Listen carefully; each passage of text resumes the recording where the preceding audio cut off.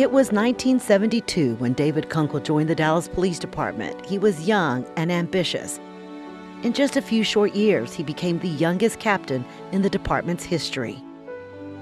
At the age of 31, he left to become the chief in Grand Prairie, and later the chief in Arlington.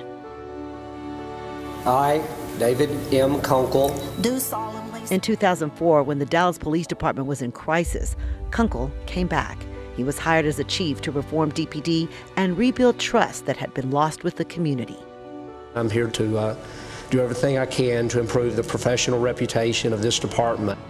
We were in an era of turmoil. People did not trust us. The department was in the middle of the fake drug scandal where officers were caught planting fake drugs on people. There were some controversial deaths of minorities in police custody, and the violent crime rate was at an all-time high. He took us from one of the worst cities in crime, worst cities in police community relations, and he put in an effort that was based on enforcement and prevention and community collaboration. One of the first things he did was ban the LBNR, also known as the chokehold, after a suspect died as a result. When he did that, it set off a firestorm. There was an uproar. Officers were upset and criticized the move. Kunkle, undeterred, brought in tasers for officers to use instead. The taser has resulted in fewer injuries to officers and fewer injuries to the suspects. He valued more than anything else the sanctity of life. And so that's what I think is what caused him to make the decisions that he made. He told the media he was troubled by the number of people and officers killed and injured in police chases. So in another controversial move, implemented one of the strictest chase policies in the nation, prohibiting officers from chasing people unless they were wanted for a violent felony. I don't know that we can calculate the number of lives that have been saved by his progressiveness and his thinking.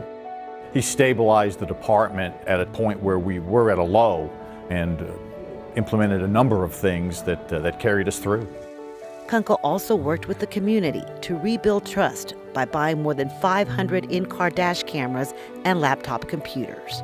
That really brought in the squad car cameras, and yeah, he recognized the value of that immediately. During his tenure, Dallas saw 6 consecutive years of crime reduction.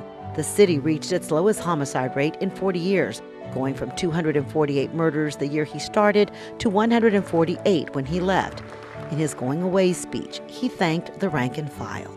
The people on the streets, the men and women on the streets, their jobs are the most difficult. They, I think, become the most frustrated with some of the things I've done.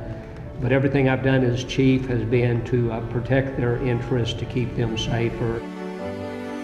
Some of his commanders who went on to become chiefs in other cities say Kunkle was light years ahead of everyone else in modern-era policing.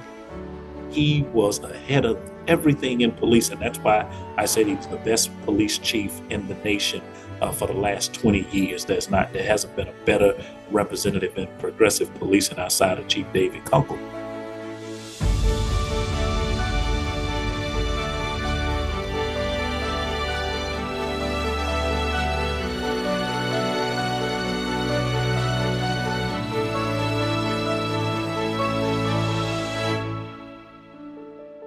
Kunkle would say while he loved policing, the love of his life was his wife, Sarah. When he was diagnosed with Lewy body dementia several years ago, she took care of him. Those who knew him say he was kind and funny and wanted to do what was best. Great guy, great chief. Yeah, great chief. Outstanding leader. Yeah.